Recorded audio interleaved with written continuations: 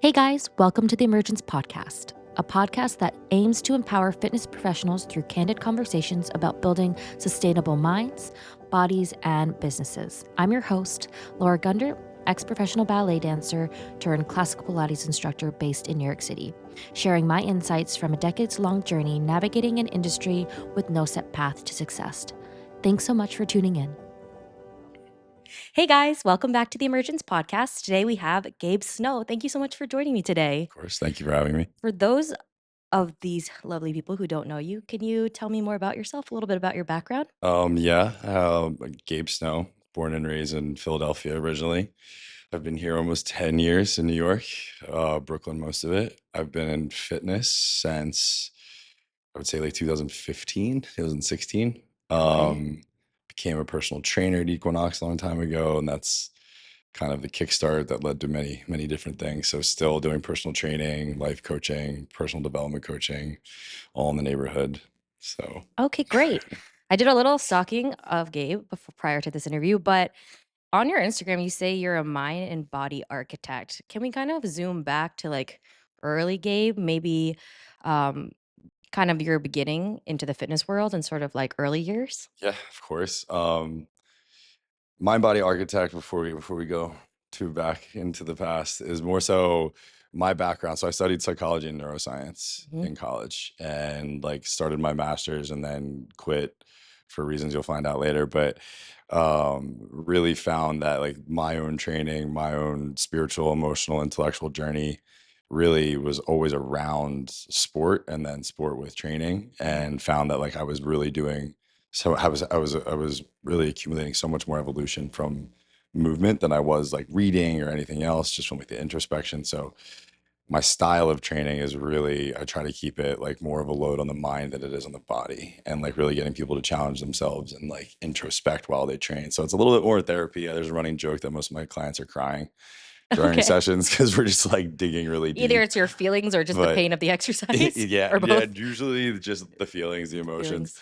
But for me, yeah, I mean, it goes way back.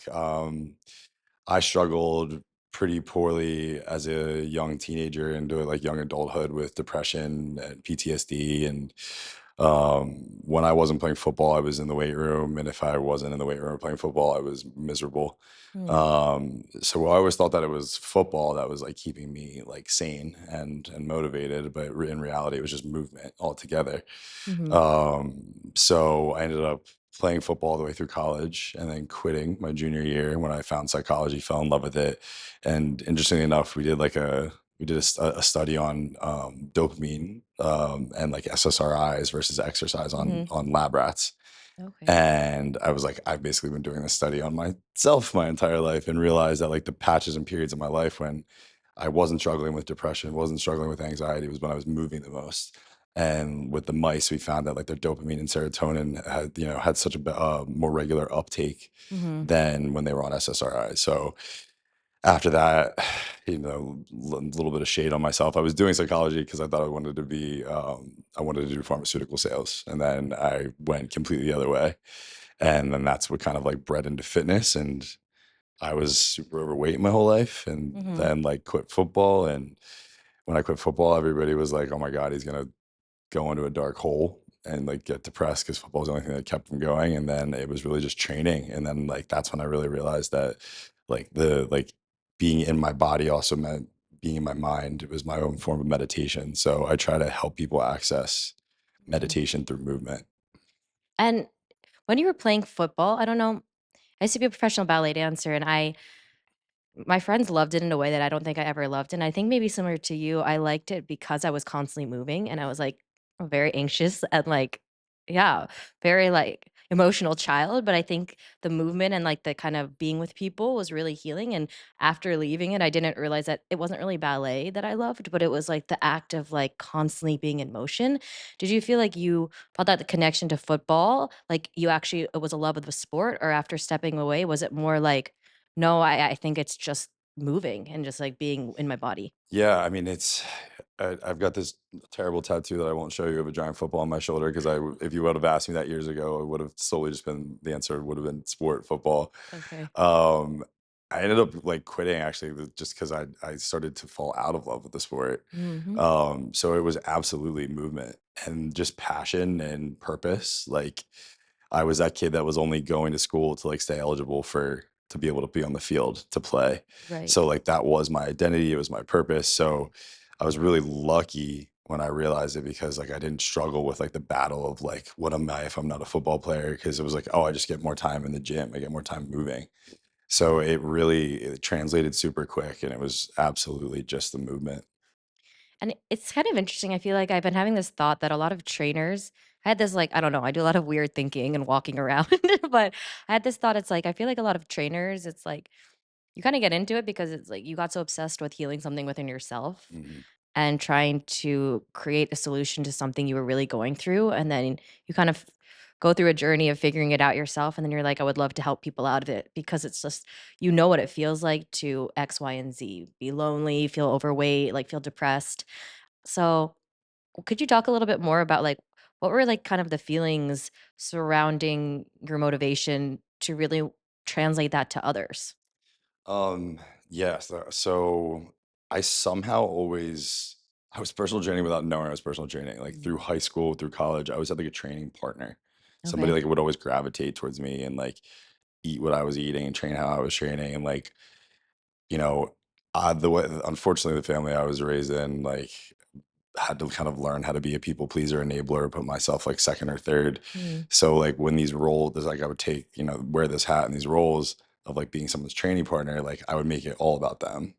But mm, making it all about them, whether it was healing or distracting myself from the things that I was trying to do, it gave me again like a sense of purpose. And I right. didn't really have any role models growing up. I wasn't supervised as a kid.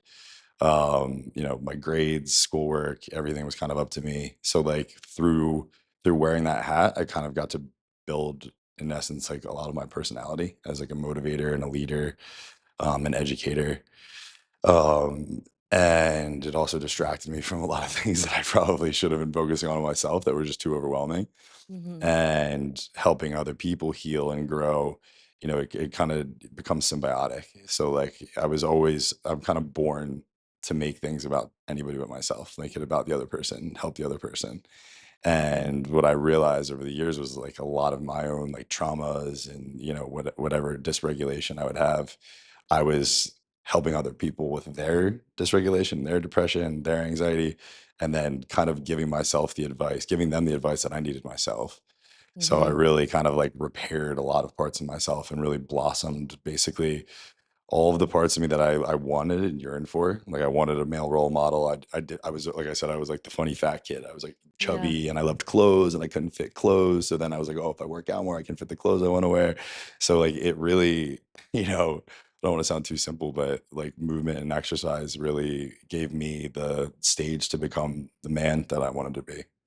I love that you said that because I feel like sometimes it's forgotten, right? Because it's always about our clients. And I feel like this podcast is really about, yeah, letting the trainer, letting the instructor really look within because I Mm, feel like so much of who we are as trainers, regardless, of course, you have to be skilled, but just like having a sense of self and identity and noticing your sort of faults and things that you need to heal really changes the way you interact with your clients and can connect.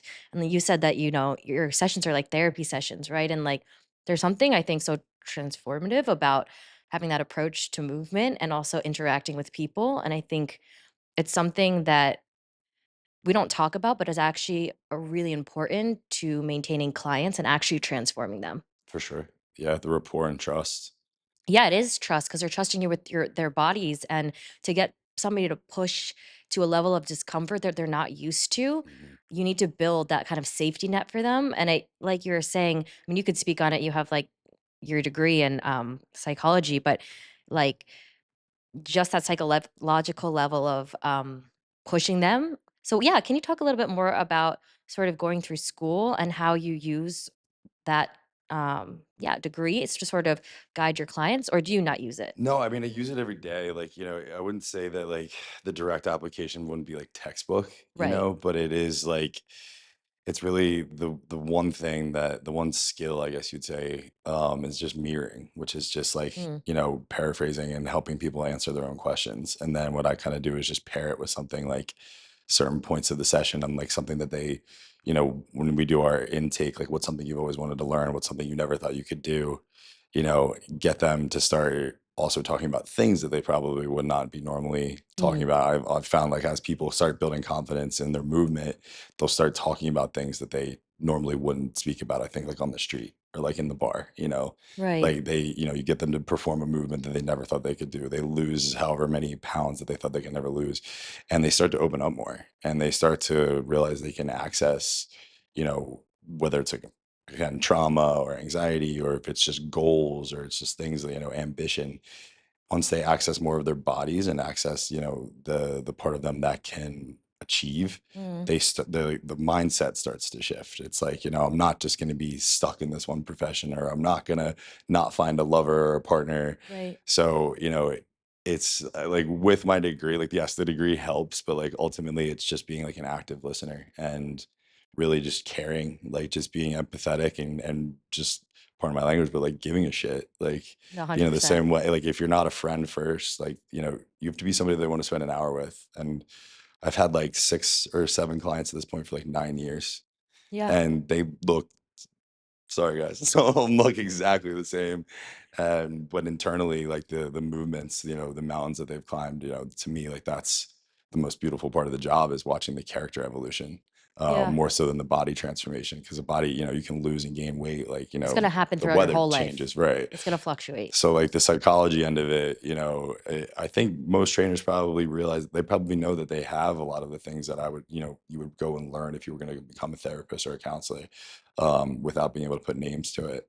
Yeah. But it's like I said, it's just truly just being somebody that people want to be around for an hour, and that you build trust, build rapport, whether it's in their movement or just like remembering where they're from, remembering their wife's first name, remembering, Or when even they being maybe felt. vulnerable Mhm. yourself about Oh your yeah, own insecurities. totally. And I feel like that's, that yeah. helps. That Definitely, and helps. that's, I think that's what people, what draws people a lot to me. Tons of injuries, being overweight, having mental health, issues as a young adult and a teenager. Like I there's nothing you can't ask me. So I'm Mhm. kind of like, here's my scars, like, Yeah, and yeah. they're like, oh, you healed from them. I can do the same thing. So yeah, I mean, the vulnerability and empathy are everything in this industry.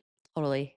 But I think it takes a while to get there, at least for me, like and I think we can talk let's talk a little bit about body image as coaches. I feel like specifically for men, I know what it's like as a woman, but I really am curious, like, I know there's a lot of expectations as us as coaches to appear a certain way, right? Totally. And like, yeah, our bodies fluctuate because sometimes we're super busy. And honestly, I can fit in maybe like 30 minutes workout a day if I'm lucky, Yeah. like you're just so busy. But then there's that anxiety sometimes that comes with like, oh, I didn't work out, or like maybe I'm not eating the best because this is a really busy season in my life for me. Hmm. And yeah, I go back and forth. I'm not gonna lie. And sometimes like my weight fluctuates a lot. And I'm kind of trying to be like, I have a kinder perspective to myself, but from Yeah. like a male perspective, in terms of yourself or maybe people you've talked to in the industry, like what is it like on the opposite end? Yeah. I mean, that's a great. Thanks for sharing, because I'm very similar. Like what got me into coaching and personal training was so when I was like 270 pounds as a college Mm. football player, stopped playing football, lost a lot. I lost like 50 pounds in like a summer, Oh but I shit. maintained a lot of muscle mass. Now, granted, that was because I was taking anabolic steroids as a football player in college. Yeah. I couldn't keep up. I couldn't compete. Like, got my doctor to prescribe me testosterone at like 20 years old. Oh shit. So, like, yeah, when we got tested, like I wasn't in trouble or anything like that. So I had my prescription. So I lost all this body fat and Mm. maintained a lot of muscle mass. And people were like, you need to like do modeling, like, or you need to do bodybuilding. And like mentally, I was still the kid who kept his shirt on at the pool. So I was like, what are you modeling? Get out of here. Yeah. So I started again having like training partners. I had a female training partner and she wanted to do an NPC bikini Okay. competition. And she was super shy and she was like, I can't do it. Like, I'll only do it if you do it. Mm. And we competed together. Both did really well.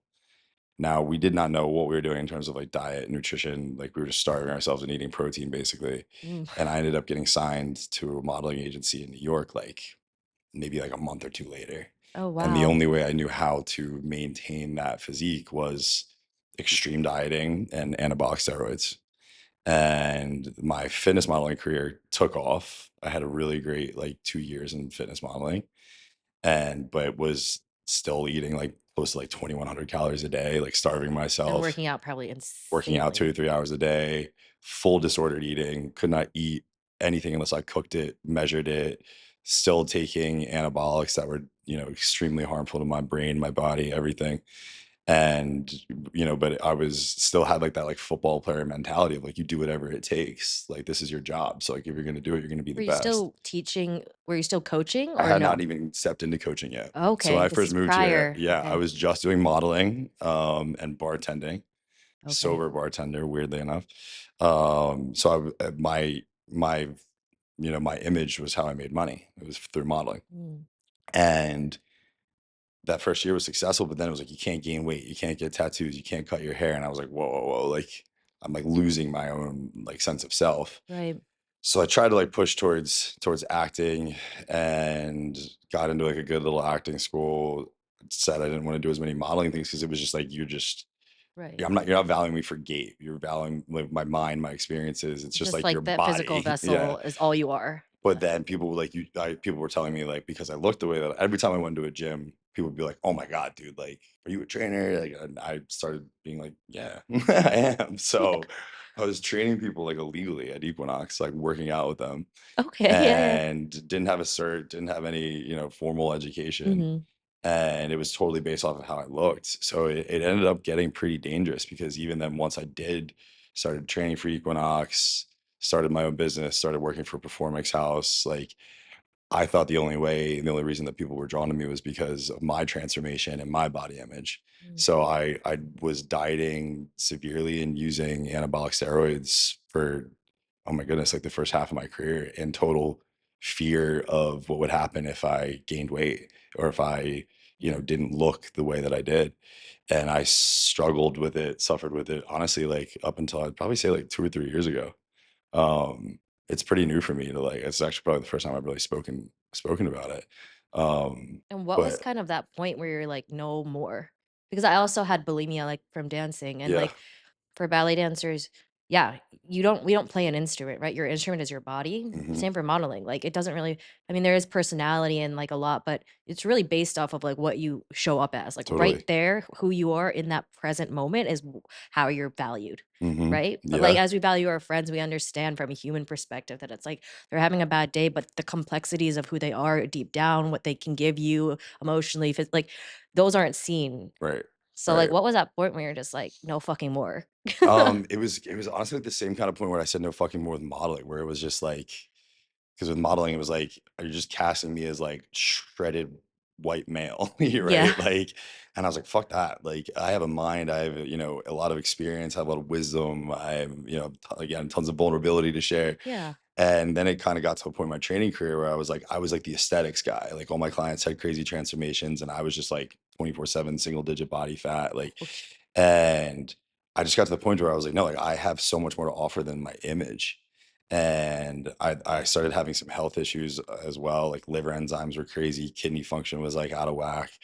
Um, so I just was like, I'm gonna give it a shot and see what happens. And like I say like gained weight, gained body fat, lost muscle, like, and was petrified that I was gonna lose business or I was gonna like lose my, prowess in the industry in some way. Yeah. And it was something that I would say that happened probably like right during COVID. I did a bodybuilding competition right before COVID, Mm. obviously on steroids, obviously dieting like crazy. And then COVID happened, and then that's when I was like, I don't like, why am I doing this to myself? And really dabbled like in and out with the body image stuff from then. And it was just the motivation was that like if I'm going to be a coach, if I'm going to be a trainer, the same way like I gave up on modeling, I was like, I'm not just an image, like, and you're going to come to me for my experience, my expertise, what I have to offer you, rather than me just being like a physical, inspiration of what you want to look like or what hard work looks like. Yeah. And so it was really that, just wanting to be valued for more, same thing I think like as we get older, like when you're younger, you're like, oh, like, they're so hot, you Yeah, know what I mean? They're like, exactly. "Wait, like, I don't feel safe Seen by around you. you." Yeah. Like, Like, so, "You like, don't get I'll, me like, now." go for somebody who's, like, maybe not I'm not, the most attractive in my eyes to feel comfortable, and, Right. like, that's how I just got with, like, myself. I was like, I just wanna be I don't wanna be Or a maybe it's just slave to attraction anything. changes. It's not that Mm, they're less right, attractive, it's right. like how you measure What you're that attracted changes, to, yeah, and which then m self-love as yeah. well. Like, I was like, "Abs aren't cool to me anymore." Like, I don't care about the I have veins, like abs, they're just not visible. yeah, they're hiding. They're shy. I have shy abs. So, yeah, so it was really just like the value system changed, and I released myself from it, and I mean, I eat what I want when I want, and I don't abuse any drugs to look the way I look now, and it's Mhm, it's much more freeing, and it also gives me now like a different demographic to connect with people who've either had disordered eating, eating disorders, addictions. Because I would say that like I definitely had so much performance anxiety that I was addicted to anabolics for a while because I thought I was like I won't amount to anything if I don't take these. yeah. Wow. Yeah, Thanks for sharing that, of that's like course. no, that's like it's real though, and can we talk what are your values now? Like, when a client comes to you or just, like, in terms of your business, like, if somebody was like, "What are your 3 core values?" And it doesn't even have to be physical, it's like, what do you value right now? And how is that translated into your Um, business? core values that I value the most right now. I mean, like the first thing that I'm trying, especially because of like having to, I don't want to go as far as saying like rebrand myself, but Mm, is getting people to eliminate as many variables as possible. You know, like the protein, the supplements, the this, the that. It's like rely on like your determination and your will. Like motivation's gonna come and go. Like motivation's the wind, like mhm, in the sails, and your discipline is the rudder. So just like staying consistent, having grace, just giving yourself grace always. That was something that I had to really learn in the last like 3 years. mm, Is just grace. Like what we said before. Like there's days where we can't work out, and it's like don't beat yourself up about it. Just yeah, don't take the subway home. Don't y take the Uber. Walk. yeah, Just give yourself as many opportunities for small wins as possible. And even if they're small, don't let them be devalued because they're not up on the vision board. So it's really just getting people to allow themselves to love themselves mm, for better or for worse, and that everything doing this for so long and having the clients I've had for so long, it's just like it's all waves. right, So it's like embrace every single part of it. When you're low, but like there's a lot to learn from when you're down in the dark, usually a lot more than when you're on top of the hill. So I would yeah, say it's just like self-awareness, self-forgiveness, and grace. Like those are like the three things that I try to get people to harp on, because like when people come in, they're like, "I fell off my diet. I'm such an idiot. I fucked up." I'm like, "It's food, not heroin." That's funny, You're yeah, okay. Like, yeah. but I mean, like I can empathize because I remember like having such disordered eating where I was like, "Oh my God, I can't believe I ate that." And I would go and work out for 2 hours because I ate something I didn't And you want to probably eat. had horrible relationships with people, right? I Who? mean, like, I didn't know. I feel like when you're in that mindset Oh, of you just, don't like, have any. you don't Yeah. have relationships because No. you can't see anything Oh, but you're like a yourself. ghost. Yeah. You're just It's you're just kinda it's so sad and mhm. lonely way to live, like, Yeah. it's really, like, a lonely, lonely, lonely, Totally. sad place to live. And just like like I also, just there's never a dead end. Like with fitness, exercise, movement, whatever. It's like, if your goal is weight loss and you like overdid it one day, like just wake up and do it differently the next day. Like, Yeah, we'll go down, drink some water, yeah. just you're gonna be okay. Yeah. Exactly. So yeah, so I would say like grace right now is the one thing that I'm really trying to push with majority of my clients. Okay, I like that. And then so you're very into mental health, and you're talking a little bit about emotional regulation.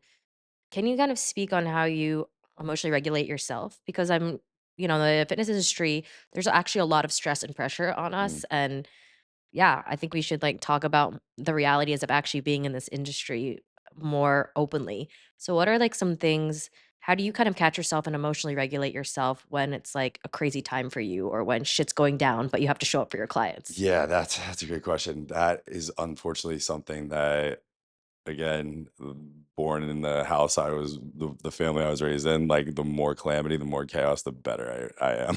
Like it's pretty sick. It's pretty twisted. Um, like I had a lot of crisis, constant crisis, still do. Family's extremely dramatic. Um, but the you regulate through, at least for me, like having to show, like what we kind of spoke on earlier, like having to show up for other people, like putting like the team first Mhm. is it is a distraction. It is definitely a way for you to like remove yourself and like put your, emotions on hold to put something above yourself. Right. So for me, the regulation now is actually like learning how to maintain and like marinate when it's actually peaceful and it's calm. Because I was gonna say, but, like, for you, because I know a lot of people who, like but, like, let's flip it and talk about, like, the yeah, actual, like the challenge of being sitting with those feelings and being still and just being like, yeah. "I'm very uncomfortable right now, and I thrive in chaos, but, like, I really should probably learn how to just be still." Stills, yeah, so that's I do a sound bath and breath work multiple times a week, and without that stillness, like, I'm a fucking mess. Like, Yeah? I don't know understand how people can even live here without stillness. So, like, the regulation for other people, what I found is just it's insane to think that, like, the average New Yorker, like, how little time they actually put aside for themselves because everything's just so go, go, go, and, like, Yeah, such it's a like rap. work, you got dinner, go to drinks, Mhm. you see your friends, and it's like, yeah, Yes, they to like the they gym. can't, and then if Yeah. they are alone, like, it's on their phone, you know what I mean? And, like, Mhm. so I really try to get people to journal. Like, try to get people to, if they're doing, like, a food log, to handwrite their And food do you log. journal yourself? Yeah, Okay. yeah, I mean, I'm guilty right now of doing it in my notes section and not on pen and paper because which is not good because You're I still doing it. still doing Still it, doing yeah. No, I mean, stillness to me is the only way truly to regulate because the only ways I've learned in the past are, like, disassociate, distract, or, Mhm. like, deflect. Like, Yeah. those are my 3 deadly things. So it's like I will, I'll be regulated, but it's more so because, like, I'm just making my entire being about somebody else's Mhm. objectives. And, to get people to regulate themselves, I go for stillness and like we said before, just movement, like getting in your body and getting out of your own way and, Yeah. really giving yourself like a moment to actually think for yourself without any type of external, stimuli. And that's what like Like the a phones. podcast or music or just, like, Yeah. really sit there. Yeah, I mean, I tell people like my trick is walking with your headphones in, but not listening to music. Oh, that's So like a like, you can kind of yeah, it's like a slowly go to silence. yeah, like make your way like into like just Mhm. turning the volume down until like you're completely walking in silence, and you have your Okay. headphones in, so like nobody's gonna mess with you, nobody's Yeah. gonna approach you. But so that's what I like. That's something that I push is just getting people just to walk and just be with their thought Yeah. and not be afraid of it because ultimately, like if you're gonna keep thinking about it, you're gonna find a solution eventually. That's fair. Yeah, I think honestly, walking is a kind of how I created this podcast because I was feeling super frustrated and kind of just like, I don't know, I just wanted to do something else. And yeah, I take out during last last fall, summer, I would go on like 7-mile walks. Yeah. And then, yeah, you just process so much, and walking's so amazing for you, and it's honestly, like, the most healing thing Absolutely. because I just Cathartic to it's the like I have max. the most aha moments just fucking walking, Mhm. and it's free, Yeah. right? And it's like it's really amazing. Do you go Oh, on yeah. a like, try to walk every day? Oh, so I mean, like, I didn't experience anxiety. I mean, I did or I didn't. I didn't have, like, biological response to anxiety Mm. until, like, 3 years ago. My Was it fa really bad? Oh, Yeah, okay, yes. okay. Yeah. Like, I've definitely been living with anxiety my whole life, but I think my fuse just finally, like, wore out. Okay. My father passed, and after that, I was like, "What is this thing that's happening?" Like, I'm like, "Am I Okay. having an asthma attack? Like, what's going on?" Um, Were you guys really close? yeah, yeah, Okay. yeah, and it was out of nowhere. I'm sorry. And yeah, I mean, he had a very also he was part of the drama of most of my life, but we were very close.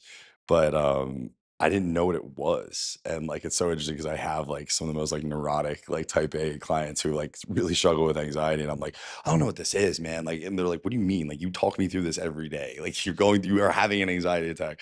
Oh, And the first thing I started doing was walking home from work. So like where I work on 14th and 5th, and I live down the street. So it's like a 2.5 hour, 2 hour, in the winter? that whole year.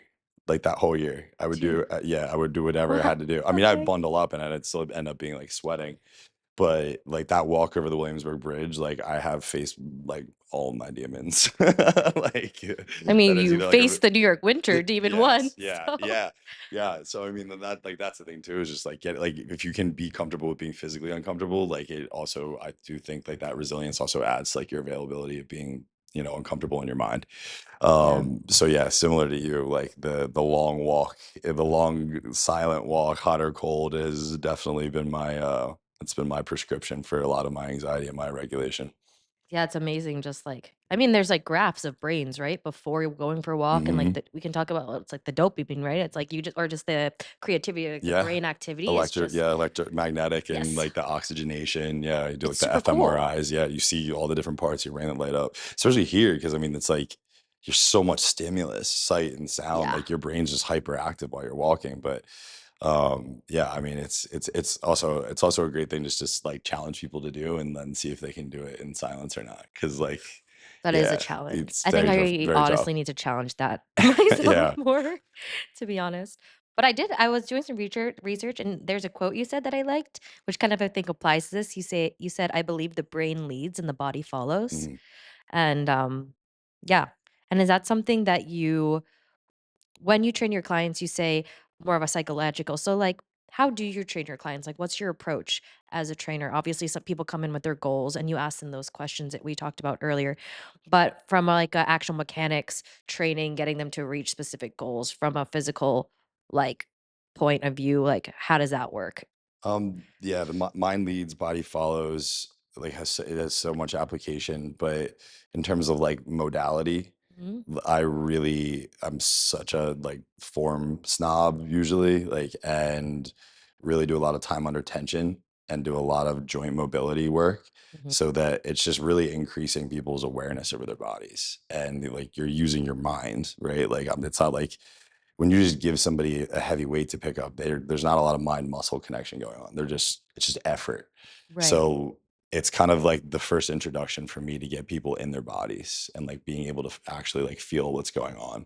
Cause I think like majority of people are just like, you're a dancer, I'm an athlete. We know what our bodies feel like. We know when we're Maybe sick. We too know when we're much. tight. Yes, yes. Yeah. Thanks, But yeah. hypochondria of Yeah. being an athlete. So really just like really coaching mind muscle connection, like really getting people to learn how to activate, certain parts of their bodies without touching a weight. Create Like, tension, internal yes, yes. resistance. So then Yeah. that's my like another one of my little lines. I'm like, you like don't go into a relationship when you have like trust and daddy issues, right? So it's like Yeah. why am I Yeah. gonna throw a barbell on my back when I can't squat without a barbell, That's right? funny. I So like like that. Yeah. like maybe don't jump into this, Yeah. with the barbell on your back, or don't jump into a relationship with the unsolved issues. So yeah, so I mean that's like mind leads, body follows is really just to get people to like understand the mind muscle connection, and then as it goes, it's really that like with success, like if you're not happy and your mind's not healthy, it doesn't matter what you look like, and that's something where I will like show my scars and show people the like 2% body fat photos and like the big smile on the bodybuilding stage and just being fucking miserable and not seeing myself as healthy. So I think so many people believe that if they reach this like certain goal, they've reached a certain body type or this certain body fat percentage that like they're gonna be happy. And that's Yeah. always really interesting when you ask people like, how much weight do you want to lose? They're like 15 pounds. I'm like, what happens at 15 pounds? Like what happens mentally and emotionally at 15 pounds? Does like world Yeah. hunger go away and like all your debt like leaves? Like why 15? Right. So then I kind of convince people like, let's start with like 5 and let's think about why you needed it to be 15. And it's usually like, oh, like my wedding, I was 15 pounds lighter. Or when I was playing a sport, I was 15 pounds lighter. So it's like, let's Yeah. think about like what was going on. You were playing a sport, you were at your wedding, you had your whole family showing up for you. What's your relationships with your family like right now? Yeah. Are they supportive of your marriage? Okay, like when's the last time you went and like picked up a basketball? You want to feel like an athlete again. So maybe it's not the weight and maybe it's just about the way you're living your life. No, I love that. I was actually thinking about that recently because, like I said, my body fluctuates a lot and I put a lot of pressure on myself to look a specific way. But at a certain point, like, yeah, we're getting older. And as I get older, I'm like, if I can't be happy now Mm, in this body as I am, which is like, we're still young, like, you know what yeah. I mean? It's like, how much longer do you want to play this game with yourself of like, putting yourself on there like, putting all that value, like we were saying before, on, like, the exterior look, and I also find that within my clients too, right? Because if you give them tangible goals that are, like, actually mind shift changes Mm, that will yeah, like you said before, will take them further than just, like, those short-term body goals, right? Because if you're actually changing patterns of thought and changing negative yeah. narratives, that's gonna take them through their life. Yes. Having abdominal a six-pack, that's gonna come and go, like, seasonally, like, 3 Hmm. months, maybe you can keep that, maybe, like, Yeah. and then it's probably not gonna stay like that, so, I like that you said that, it's really interesting, and I've been thinking about that a lot with myself, and course, we wanna be healthy for ourselves, but it is so much more freeing when you feel comfortable, and then your clients actually feel more comfortable, because the more comfortable in my body I feel and the less negative sometimes I've been to trainers and coaches who kind of speak negatively about themselves, I've Yeah, noticed. self-deprecating. Yeah, it's like they're self-deprecating, which is fine, they're human, but I noticed that it's like, it's obviously good, and that energy and those words are gonna affect your client, Yeah, it's also regardless. insulting to them because if, Yeah. like, you're, an athlete and you're like, "I look like shit," and they're like And you yeah, like, you're in your yeah, and then they're like yeah, exactly, no, and yeah, I they're think like, "What do you think I look like that's then?" something you have Yeah, to be aware of, like, absolutely. how are you speaking about the body, your body in front of your clients, right? Because Mhm, they're like children, right? It's like you have to be careful what you say around children because absolutely, they're gonna absorb everything, and our clients are kinda absolutely. like babies, Mhm, and we yeah, have to be careful about how we're speaking to them, how we're speaking about for ourselves. sure. One of my questions is sort of we just kind of covered it, but, like, what does strength really mean to you? And, like, what does being masculine mean? Because I feel like for men in fitness, like, I don't know, masculinity is such, like, a trendy word now, but, yeah, what does strength mean to you, and what makes you feel the most masculine? Like, what makes you feel the strongest now? I was really blessed to have, like, a hyper masculine appearing father, Mhm. like, huge, muscular, like, former pro NFL player, like, but cried at everything. Like, and I inherited the same. Like, I would cry at commercials. Like, I am a sop. Like, I'm very emotional, very vulnerable, open to being vulnerable. Um, I probably would have got bullied a lot more if I wasn't born large, being the emo kid that I always was. But it's a great question because I don't really know. I don't really think that masculinity, and I'm not like saying this just because like we're in the times that we are. It's not really something that crosses my mind. Okay. Um, I think that strength means resilience, and not in the sense of like if you're gonna be something, don't be concrete. Like concrete's really strong, sure, but like it cracks, and when it cracks, it can't repair. Like water. Yeah, you wanna be pliable, you wanna be malleable. Yes, exactly. You want to be able to absorb, bend, but not break. So whether it's through training, why I do like so much of the mobility training that I do with people is to, prehab to make sure that they don't get hurt. Right. So I really think strength now is dropping your ego and trying to find what you're not good at or where your vulnerabilities lie and attacking those rather than what I think most masculine appearing men would say, is they work the guys who already have big biceps, they keep doing curls and have like, Tiny legs. tiny legs. You know what Yeah. I mean? Like what he thinks he's super masculine because that's what masculinity is presented as is, being big and buff. Right. For me, masculinity strength is like somebody who's willing to, I don't want to say ignore like their strengths, Mm. like appreciate their strengths, but leave them there and start to put, intention Balance and yourself. yes, yeah. So strength, it's really how little of an ego are you capable of achieving? No, I think and I love that you said that, and I think that's incredibly true, and also for being an entrepreneur, right? For creating and building anything sustainable and lasting, especially in this industry, you have to be pliable and resilient, and you have to look at your knowledge gaps and physically, mentally, psychologically. It's like all very important in, I think, sustaining yourself as just life as a human being Yeah, because these times are changing. Like we're just seeing the explosion. I think it's just, yeah, from like a world perspective, we're just at a very interesting intersection, I think, right now of like reality for sure. and having the ability to be pliable, malleable, resilient is very important. And I think, yeah, the beginning of that is like feeling that sitting with discomfort, working out, pushing yourself, being able to be vulnerable and strong because moving your body really teaches you that, like you were saying before, the ability to be uncomfortable, but also know that things kind of do have a way of working out. And Yeah, like in fitness, like there's going to be ups and downs. You're going to have abs, you're not going to have abs, but it is for longevity, right? And yeah, it's not just longevity in terms of like your body, it's longevity in your mind. for sure. Yeah, And I mean that's where you live first. yes, You in your don't live in the mind. mirror. You don't live in your body. You live up here. So that's where back to like mind leads, body follows. Like Exactly. if you have sick thoughts, your body will become sick, right? Like Yeah.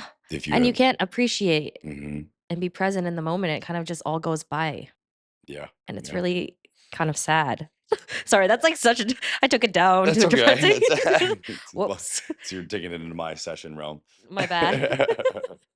But maybe on a brighter note, I like to talk about like in terms of entrepreneurship in this industry is sort of self-trust because you work for yourself, right? Yeah. Yeah, yeah, And sort of how did you build that confidence? I mean, you seem like you were pretty confident, or maybe it was like, whatever, fake it till you make it, but you seem for pretty sure. confident in yourself as a younger person in terms of sort of creating a reality for yourself. Yeah, well, one, thank you. Two, yeah, I think it was also there was I'm from Philadelphia and like all my Philly like boys, I've got the best friends back home, but like Philly people don't leave Philly. So like I'm really like the only person that did. And like, Mm. you know, they gave me all this credit of my success and building my own business and being an entrepreneur. And I'm still learning to really take any credit for it because I came here for one reason. I came here for acting and modeling and personal training. Was My dad was a college football strength and conditioning coach, so like it was something that like it was always like something I knew I could do, but it was never something that really I never took interest really in the physical side of it, of like getting Yeah. people bigger and stronger. I really just liked talking to people and connecting Mhm. and learning people. Um, so like the career kind of fell in my lap, and it was a side hustle that became the main gig, and that getting better at it, continuing education just meant that I'm going to be able to do it better, and I'm going to be able to like have achieve deeper connections and relationships with clientele. And I worked for Equinox for like 6 months before I That's left. plenty of plenty time. Yes, yeah, great place to start, but Yeah. don't stay there. It's like indentured servitude. Um, and I was really lucky because the clients that I first had, they asked me, they were like, "Have you ever considered leaving and like doing your own thing?" And I was like, "Absolutely, $20 an hour. Yeah, yeah. This is terrible." Um, so it really was just like, okay, how can I get better at doing what I'm already doing? And then how can I, make this more lucrative for myself? And then if I make it more lucrative for myself, I don't have to do 13, 12 sessions a day. I can do like 8 and give like my absolute all to them. So it was really just like, how do I make the product better? How do I enjoy it more? And how do I make it sustainable? And the only way was to work for myself. So it I would say it was kind of out of like disparity, really. It was, the confidence was really absolutely faking it till I made it, treading water for a while. But when you're doing something you love, like treading water is okay, At the beginning, it's like, yeah, you throw a bunch of paint at the wall and you're just like, "Let's see what sticks." Totally. Yeah. I mean, I was doing crazy, like, I was cooking for my clients, I was doing all their meal prep, I was Oh, grocery wow. shopping I was doing everything, everything I could do. But, it was in betterment of someone else and helping somebody else, so, like, it was really easy to invest those, like, extra hours and not make very much money doing it. And it was never really the goal, but then, once it became once it started to be such a business that it started to take away from my life is then when I really had to like learn how to be an entrepreneur. And Work smart, not harder, yeah. yes, boundaries are everything. And learning burnout and what your capacity is, and like when the product is starting, your sessions, your product, your knowledge, your wisdom, your personality, whatever it is that you bring to the table, like when you start to see that falter, like that's when you have to like regulate, and you have to be like, no, this is like bookmark this is the And how do you max. enforce your boundaries with your clients? That's a hard one Depends on to the learn. client, like it really depends on the client. And that's something that I think I will forever be learning, because I'm programmed to just do the most always. I am like a very extra person all the Mhm. time. So it's really different person to person.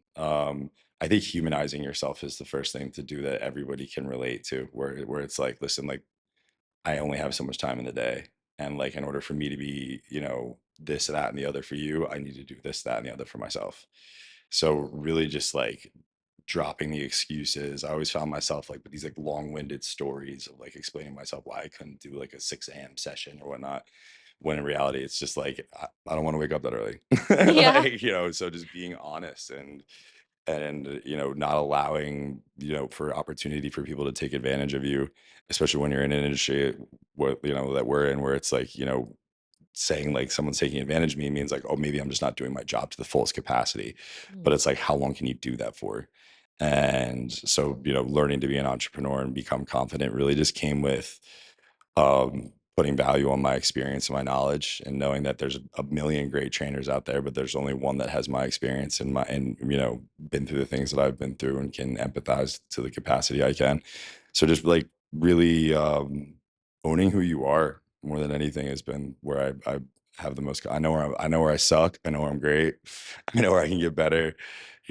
So I think that's being confident in yourself is going to allow you to be more confident as an entrepreneur. And what are you the best at right now? In my for my job, like Yeah. I would say communication. Where do you need to get better? Um, Boundaries. It's Fair, because those okay. contradict one another. Okay, I'm yeah, like, yeah, I'm not yeah. really Communicate, communicating. that's Where's the funny. boundary? So it's like having a sweet point. We all dream of scaling out and being able to have passive income, in this, like Yeah. God, Yeah. bless us with that Yeah, ability literally. someday. I've been really lucky that I've over the years, like I've always had like a contract. I worked with like a big brand. Like right Mhm. now I'm with bodybuilding.com, and like that's such a blessing. Doing like on camera coaching stuff for them. How did that come to be? So when I was at Performance House, we had a guy there who left and went to Spartan. Mm, He took me with him to Spartan to be like a master coach for them. And then one of the women that he worked with at Spartan went to bodybuilding. She stole me from Spartan to bodybuilding. So I've been with them for, her name's Danielle. I've been with them since like 2021. Excuse me. And we started doing the app on camera stuff this past year.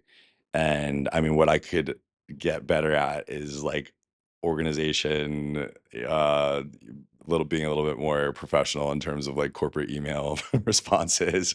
Um, because if that's like a facet that I want to take my business, like those are skills that I don't have, like having to right. learn how to use like Google Sheets and Excel and everything like that.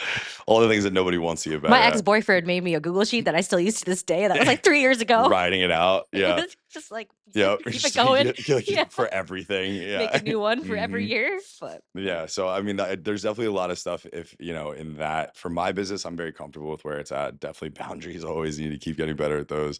But in terms of like wanting to work with big brands, like you have to be like very polished and very buttoned up and be prepared. Like if you have a deck prepared, have like all of your slides ready, your pitch ready. Like you can't mhm. be like, have a great idea, and talk about it and then not have the actual, physical proof to like back it up. And that's what Yeah, I'm it's probably learning best now. to have the physical proof Yeah. and Like, have the everything set. idea, like ADHD brain, like, we always are gonna, like, tell Mm, our idea before we actually create our idea. So yeah, I think the one thing I probably need to work on the most now is keeping all my good ideas inside for a little bit longer and acting upon them and building something that, I can present rather than just like, talk what would be about. awesome? Like, Right. so that's something I'm just holding my cards a little bit closer to my chest these days. I like that you said that. Well, I actually like for this podcast, there's a lot of back end that people don't see, but I hired one of my best friends who's an amazing marketer and she creates all the decks and does everything for me because Cool. like this is not my forte. I'm like all over the place. I have like 5,000 ideas, but I know that that's a weakness of mine. So I'm like, let me outsource it to somebody who can put all my thoughts into like very like approachable, very Yeah. like everything is just very organized. So if we ever have to present it to anybody, it makes sense and looks professional. Yeah. If it was just me, I'd be like, "Well, I have this, like" it just tell like, be a long ass story, and people would be like, "This is great conceptually, but, like, what Yeah. What is tangibly it? is here?" Yeah. So, I get you on that one, but, yeah, for anybody who's listening, I think it's really great to outsource. Use your friends, use your clients if they have connections, like, if you have that relationship, maybe not your clients, but ask them for, like, people Yeah, to help clients, you. I've got one. I mean, like when started doing the corporate thing, like you have to Yeah. send in like your invoices and they have Yeah. to be like very like formal and everything like Exactly. that. I used to just like write it down, take a picture and send it like and he's like, "No, dude, like you can't do this." Like They're, like, "Cute, but, like, this yeah, isn't gonna no, work." like it's 2025 Yeah. guy. Like so yeah, I mean, I've had clients build my webs. I had a client build my website. He was a, client turned good friend. He built my website. I have a client now that helps me with a lot of the logistics, just Yeah. like the paperwork stuff, because like, creative mind or monkey mind, Yeah. movement mind, like those aren't going to be our strengths, and that's okay. So That's like you okay. said, Just know your outsourcing is great. weaknesses, like you were saying, Exactly. and And utilize hire somebody people. else to do it for you. Support other small businesses. Exactly. There's nothing wrong with it. It's the best. But, yeah, kind of, I guess my end kind of questions would be I asked this question to Michael, and I thought it was interesting, and I would be like and I asked him, and he had an interesting answer, so I'm curious to see Mm, yours. And I asked him, What would you tell your future self? Ooh, Because it's just always a that reviews, just that that. just that. You're like, "Oh, yeah, he got a little stumped, but I was like, "It's kind of What interesting." would I tell my future self? Um, With all the information that you have now from all the experience, like, everything you know now, what would you tell your future self or hope to tell? oh man, because there's like so many answers that like are just so cliche and played out, and That's okay. I don't want to do that. But honestly, it would just be marinate, What does like that mean? touch grass, sit down, Like, like chill the fuck sit, out? chill, yeah, but like chill, because chill the fuck out. I think like is like like harps on like being like neurotic and like worried and like Mm, like very anxious. Like I'm not at that point in my life right now. I definitely was. So like, there was definitely if you asked me this question 5 years ago, it definitely would have been chill the fuck out. Um, but now it's that like, you know, like we're getting older. Like you're gonna look as much hair as you have right now might be the most hair you'll ever have. And like the shape that you're in right now might be the very best shape that you're gonna be in for however long. And I think I spend so much of my time, whether it's the amount of money that I was making, the way I've scaled my business, how my body looked, what my apartment was, how much I traveled. I think I constantly was always looking for too far ahead and not sitting down and appreciating for what I have and what I've built now. And like even with like my sessions, like I stopped calling my sessions sessions and I literally call them conversations. I'm like, I have like 10 sick conversations today.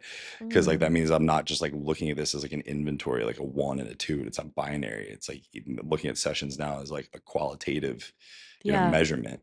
And it makes me more present. And I think that like especially being in New York, like stillness and presence are like the two things that we struggle with the most. So I think I would tell myself to like marinate being like sit in all the beautiful, delicious juices that are running through your life right now and stop thinking about how it's going to taste 5 years from now. So just kind of sit and like touch grass, like be there and just be present and be happy with where you're at because this could be as good as it gets. And how yeah, pissed you're going to be if it's not and not any better in 5 years. So just totally. really embracing like, your existence. I think that that's my, what would tell myself. Love that. My mom always said to me, "Be here now," and that Yeah. made me think of that. Yeah. That was really great. Well, thank you so much for Of joining me. course. This is so fun. Yeah, thanks It for was such having a me. fun conversation. I hope you guys enjoy it. Yes, Thanks so thank you. much. Of course, thanks for having me.